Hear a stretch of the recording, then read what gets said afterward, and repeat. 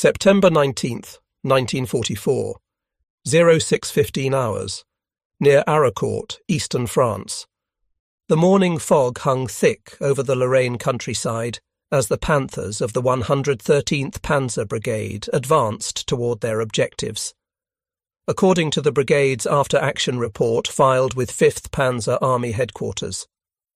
At approximately 06:20 hours, lead elements encountered enemy tank destroyers of unknown type. Enemy vehicles demonstrated exceptional mobility, engaging our tanks at ranges of 400 to 800 meters before rapidly displacing. Initial contact resulted in loss of 3 Panthers within 5 minutes. Through the mist, German tank crews heard a sound they had never encountered before, a high-pitched engine whine, almost like an aircraft. Low silhouettes materialized from the fog, fired rapid salvos, and vanished before German gunners could traverse their turrets to engage. The entire attack pattern lasted less than 20 seconds per engagement. Across the battlefield that morning, 39 German tanks of the 113th Panzer Brigade, commanded by Colonel Erich von Seckendorf, were about to discover a terrifying truth. The Americans had built a tank destroyer that could reach 55 miles per hour, faster than any tracked armoured vehicle in existence.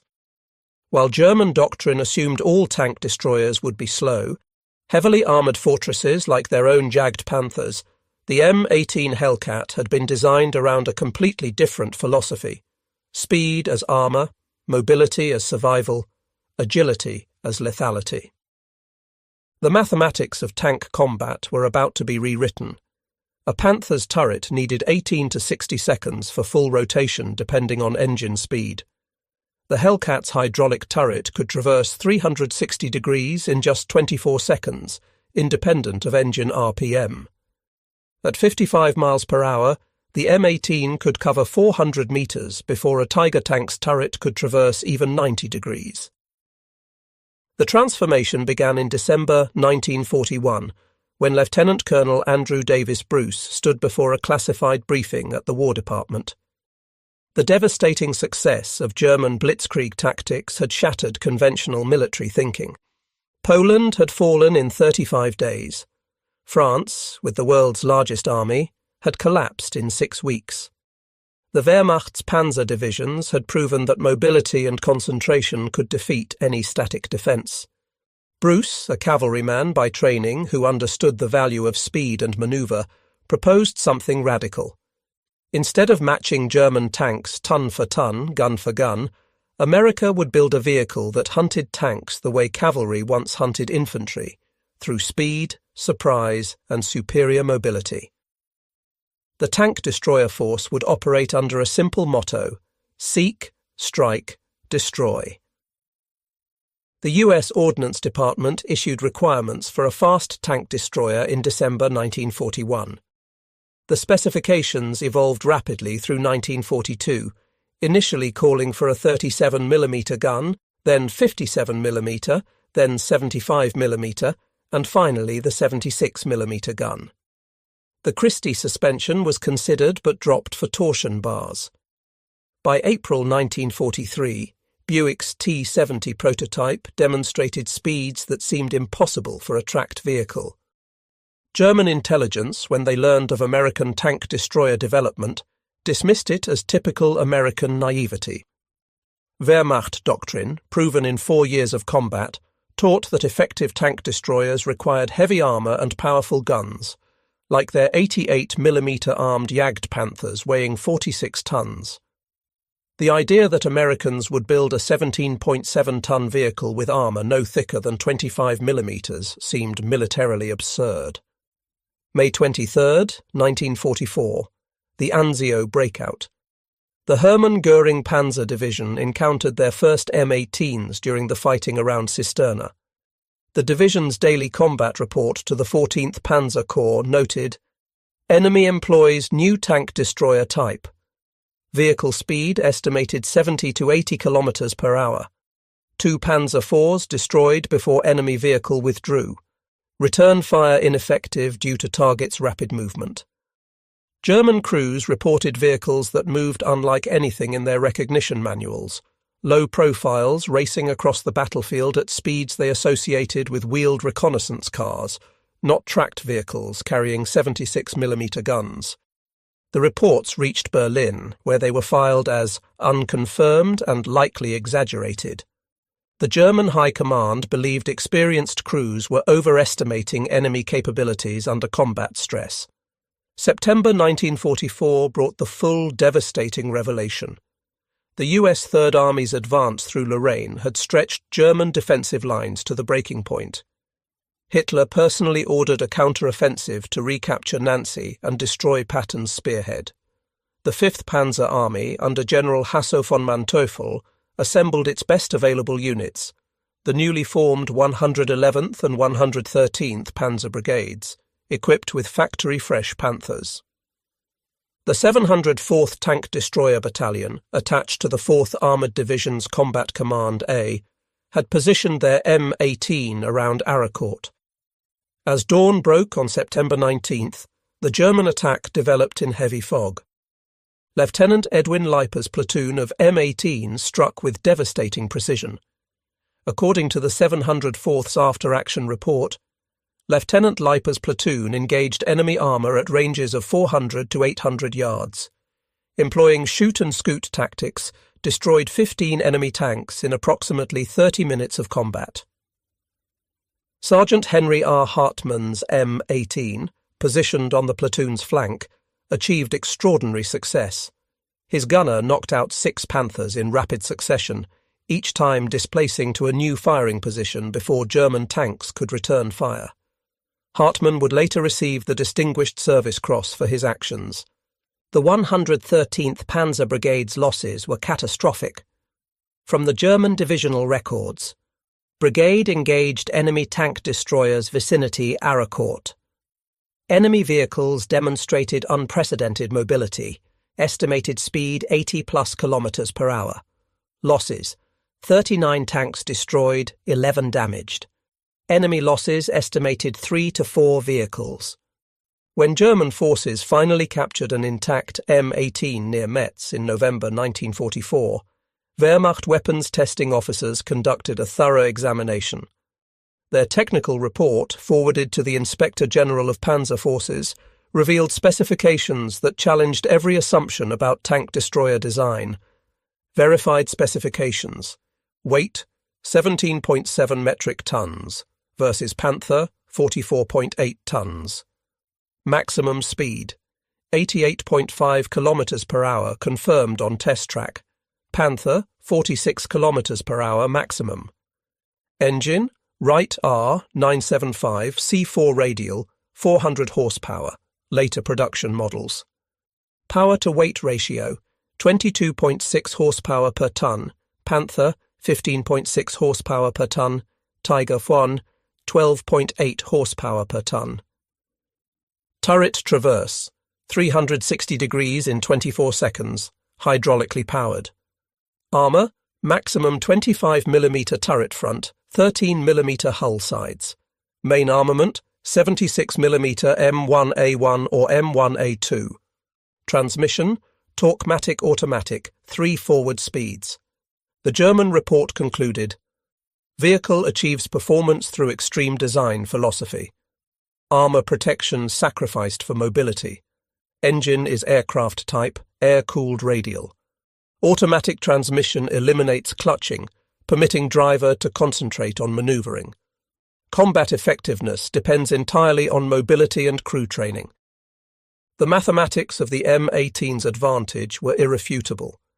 German tank turret traverse speeds, dependent on engine RPM, varied significantly. Tiger Y, 6 to 19 degrees per second, 60 to 19 seconds for full rotation. Panther early models, 6 degrees per second, 60 seconds for full rotation. Panther late models, up to 19 degrees per second at 2000 RPM, 19 seconds minimum. Tiger 2, 15 to 24 degrees per second, 24 to 15 seconds for full rotation. The M18's hydraulic traverse maintained 15 degrees per second regardless of engine speed, critical when engaging multiple targets or tracking fast-moving enemies. At its top speed of 55 miles per hour, an M18 could travel 400 meters in 16 seconds, 800 meters in 33 seconds, cross a 1,000-meter killing field in 41 seconds. A Panther needed 30 to 60 seconds just to complete a 180-degree turret traverse when tracking a moving target at varying speeds. The M18's employment revolutionized American anti-tank tactics. The 704th Tank Destroyer Battalion's combat manual, updated after Aracourt, specified M18 employment emphasizes mobility over direct firepower exchange. Recommended engagement sequence: fire 3 to 5 rounds from concealed position. Immediately displace minimum 200 yards. Re-engage from new position at different angle. Never remain stationary longer than 60 seconds when in enemy observation. This shoot and scoot doctrine proved devastatingly effective. German tank crews, trained for methodical, deliberate engagements at long range, couldn't adapt to opponents who refused stand-up fights. December 19, 1944. The German Ardennes offensive, Hitler's last gamble, was in its third day. The 2nd Panzer Division, spearheading the drive toward Antwerp, approached the crucial crossroads at Nouville, held by Team des Aubry and elements of the 101st Airborne Division. 4 M18s from the 609th and 705th Tank Destroyer Battalions faced overwhelming odds. The morning fog that had helped conceal German movements now became the Hellcat's ally. According to the 705th Tank Destroyer Battalion's combat report, 4 M18s engaged elements of 2nd Panzer Division in fog conditions. Using high-speed displacement between firing positions, created impression of larger defensive force. Confirmed destroyed 24 enemy tanks. M18 losses, 1 vehicle to artillery. The Hellcat's tactics were simple but effective. They would fire 2 or 3 rounds, then immediately reverse at full speed into the fog. By the time German tanks traversed their turrets toward the muzzle flashes, the M18s had relocated 200 to 300 yards and were engaging from a completely different angle. The 2nd Panzer Division's war diary recorded, encountered strong tank destroyer resistance at Nouville. Enemy vehicles of high mobility operating in fog. Unable to effectively engage due to rapid displacement of targets. Attack suspended pending reinforcement. This 48-hour delay proved critical, allowing the 101st Airborne to strengthen Bastogna's defences and ultimately hold the vital crossroads. By November 1944, German commanders were desperately trying to develop tactics to counter the M18 threat. General Hasso von Manteuffel issued tactical guidance to 5th Panzer Army. Enemy M18 tank destroyers confirmed capable of 80+ kilometers per hour road speed, 40+ kilometers per hour cross-country. Standard engagement procedures must be modified. Do not attempt to track moving M18 with turret traverse. Pre-position turrets on likely displacement routes. Employ infantry with Panzerfausts on flanks. Use artillery to suppress suspected positions. Avoid pursuit. M18s will always outrun our vehicles. But these adaptations proved largely ineffective. The M18's speed advantage was simply too great, and German crews couldn't overcome years of training that emphasized deliberate, precise gunnery over rapid response. The Buick Motor Division manufactured 2,507 M18s between July 1943 and October 1944. Production peaked at 267 units in November 1943. The original contract called for 8,986 vehicles, but this was reduced as the war's end approached and the tank destroyer doctrine evolved. Each M18 cost $55,230 in 1943 dollars, relatively expensive due to the specialized engine and transmission, but still mass-producible using American automotive industry techniques.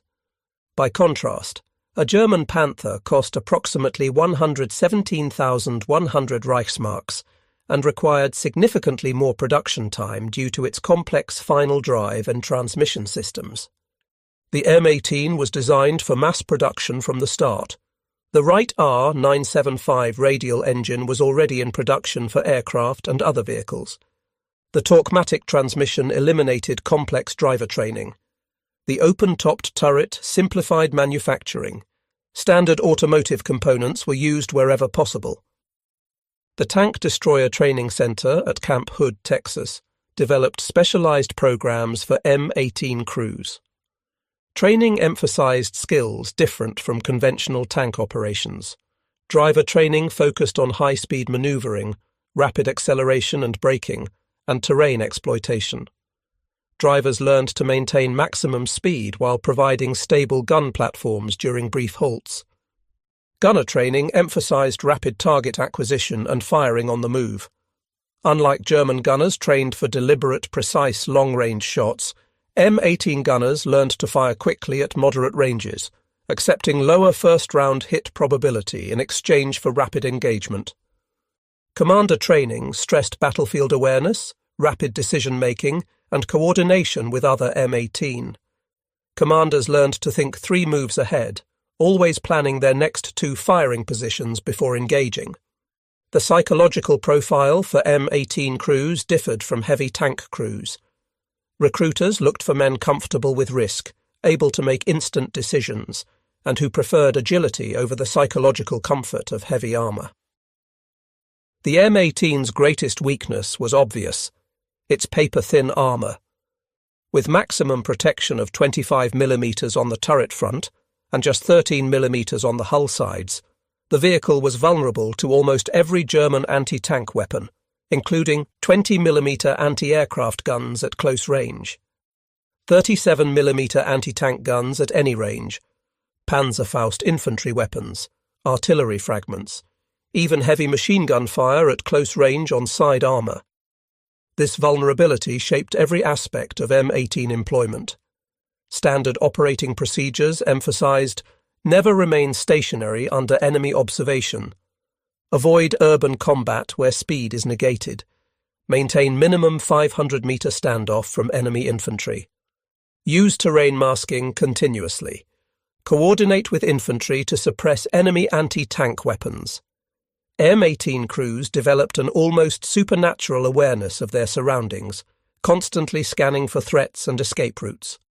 By war's end, M18-equipped tank destroyer battalions had compiled the following verified records. Kill claims by Battalion 704th Tank Destroyer Battalion, 106 enemy tanks. 603rd Tank Destroyer Battalion, 92 enemy tanks. 609th Tank Destroyer Battalion, 67 enemy tanks.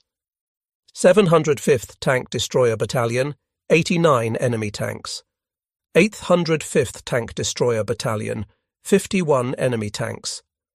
Overall statistics: total M18s in combat, 540 maximum strength, March 1945. Combat losses, 216 vehicles. Kill-to-loss ratio, 2.3 to 1 in Europe. Average engagement range, 650 meters. Average engagement duration, 2.3 minutes. While the 2.3 to 1 kill ratio was respectable, it fell short of pre-war expectations. More significantly, M18s spent approximately 70% of their combat time in infantry support roles rather than hunting tanks. The tank destroyer doctrine's fundamental assumption of massed enemy armor attacks proved largely incorrect. The Italian campaign presented different challenges. The 805th Tank Destroyer Battalion, operating M18s in mountainous terrain, discovered that even in restrictive terrain, the Hellcat's mobility provided advantages. The vehicles could rapidly redeploy between threatened sectors using mountain roads where heavier vehicles struggled. During the Gothic line battles, M18s would race to commanding heights, engage German vehicles in valleys below, then relocate before counter-battery fire arrived. German forces in Italy, accustomed to the generally ponderous Allied movements in difficult terrain, were repeatedly surprised by M18 response times. A German corps-level report noted, Enemy tank destroyers demonstrate ability to concentrate rapidly at threatened points. Speed of redeployment prevents effective counter-battery fire. The 637th Tank Destroyer Battalion brought M18 to the Pacific, participating in the Philippines campaign. Against minimal Japanese armour, the vehicles served primarily in bunker busting and infantry support roles. The open turret proved nearly fatal against Japanese infantry tactics. Crews welded improvised overhead cover and chicken wire screens to defend against grenades and satchel charges. The vehicle's speed allowed rapid response to Japanese infiltration attempts, but jungle terrain often negated mobility advantages. The M18 incorporated several revolutionary features. Torquematic transmission. This automatic transmission, developed by General Motors, eliminated manual clutching. 3 forward speeds shifted automatically based on speed and load. Drivers could concentrate entirely on maneuvering rather than gear selection, critical at high speeds. Torsion bar suspension. Providing 14 inches of wheel travel, this suspension system allowed sustained high-speed movement over rough terrain. The long suspension travel absorbed impacts that would have damaged leaf spring vehicles. Wright R975 radial engine. This 9-cylinder air-cooled aircraft engine provided exceptional power-to-weight ratio. Early models, C1, produced 350 horsepower, while later versions, C4, generated 400 horsepower. Air cooling eliminated vulnerable radiators and coolant systems. Hydraulic turret traverse. Powered by an electric motor driving a hydraulic pump, this system provided consistent 15 degrees per second traverse regardless of engine speed or vehicle movement, a critical advantage over German manual traverse systems. The M18's combat record profoundly influenced post-war armoured vehicle development. While the tank destroyer doctrine itself was abandoned, the tank destroyer force disbanded in November 1945. The Hellcat's demonstration that mobility could substitute for armour resonated globally. Soviet Union developed the PT-76 light amphibious tank and later BMP infantry fighting vehicle emphasizing mobility. Britain created the CVRT series prioritizing speed for reconnaissance. France built the AMX-13 with automatic loader to reduce weight. Germany. The Leopard 1 abandoned heavy armour for mobility, complete reversal of World War II philosophy. Modern wheeled tank destroyers like the Italian Centauro, Japanese Type 16, and American M1128 mobile gun system represent the M18's conceptual descendants, accepting vulnerability for strategic and tactical mobility. Why couldn't German forces, renowned for tactical innovation, effectively counter the M18? Several factors contributed doctrinal rigidity. German tank training emphasized deliberate, long-range gunnery. Crews spent years perfecting precise shooting techniques that were useless against rapidly displacing targets. Technical limitations. German turret traverse systems, dependent on engine RPM, couldn't match the M18's consistent hydraulic traverse. At idle or low engine speeds, German tanks were virtually helpless against flanking M18. Psychological shock. German tankers had operated with impunity against most Allied armour. The psychological impact of suddenly becoming prey rather than predator cannot be underestimated. Communication breakdown. German tactical radios, already stressed by Allied jamming, couldn't coordinate responses to rapidly moving M18s operating in platoons. In post-war interviews conducted by the U.S. Army's Military History Institute, M18 veterans consistently emphasized speed as their primary survival tool. Staff Sergeant Vernon Miller, 805th Tank Destroyer Battalion. We lived by 3 rules: shoot fast, move fast, think fast. If you did all 3, you went home. If you failed at any one, you didn't. Technical Sergeant John Patterson, 603rd Tank Destroyer Battalion. The Hellcat wasn't about fair fights. It was about unfair fights. In our favour. We'd hit them where they didn't expect, when they didn't expect, and be gone before they knew what happened. Private First Class Robert Chen, 704th Tank Destroyer Battalion. Every time I climbed into our M18, I knew I was sitting in a tin can. But it was a tin can that could run 55 miles per hour. That speed saved my life more times than any armour could have. The M18's combat statistics tell a complex story. Mobility metrics, top speed, 55 miles per hour, 88.5 kilometers per hour on roads. Cross-country speed, 26 miles per hour, 42 kilometers per hour. Acceleration 0 to 30 miles per hour, 11 seconds. Range, 150 miles on 75 gallons of fuel. Ground pressure, 10.5 psi, lighter than many trucks. Combat performance average kills per vehicle, 2.4 enemy tanks. Average survival time in combat, 67 days. Mechanical reliability, 200 miles between major maintenance. Crew survival rate when vehicle destroyed, 73%. These statistics reveal both strengths and weaknesses. The high crew survival rate reflected the vehicle's speed. Crews could often escape even when their M18 was hit. The relatively short combat survival time confirmed the vulnerability of thin armour. The M18 Hellcat's influence extends beyond specific vehicles to fundamental concepts in modern warfare. Sensor-to-shooter time. Modern combat emphasises rapid target engagement, conceptually similar to the M18's shoot-and-scoot tactics. Active protection. Today's active protection systems represent technology attempting to replicate what the M18 achieved through speed, avoiding hits rather than absorbing them. Network-centric warfare. M18 platoons coordinating rapid attacks from multiple directions presaged modern networked combat operations. Asymmetric response. The M18 demonstrated that technological superiority doesn't require matching enemy capabilities. It requires negating them. The M18 Hellcat stands as one of World War II's most innovative combat vehicles. Born from American industrial capability and tactical creativity, it challenged fundamental assumptions about armoured warfare.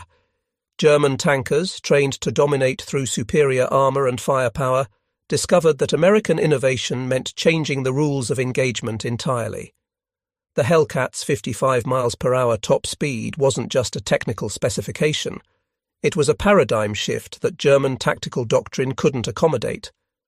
The M18 proved that in warfare, as in nature, survival doesn't always favour the strongest or the most heavily armed. Sometimes it favours the fastest, the most agile, the most adaptable. German tank crews, watching their careful aimed shots miss rapidly disappearing M18s, learned this lesson repeatedly in the killing fields of France, the frozen forests of the Ardennes, and the final battles in Germany itself. Today, when military historians analyse the M18 Hellcat, they see more than just a successful tank destroyer. They see American military innovation at its most creative, identifying enemy strengths and systematically negating them through unconventional means. The German tankers never knew the American Hellcat could reach 55 miles per hour until they faced it in combat. That technological surprise, combined with tactical innovation and crew training, created a weapon system that transcended its mechanical specifications. In the end, the M18 Hellcat rewrote the mathematics of armoured combat.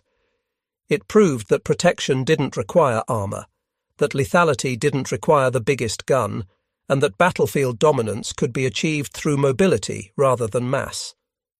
At 55 miles per hour, it outran not just German tanks, but German military doctrine itself.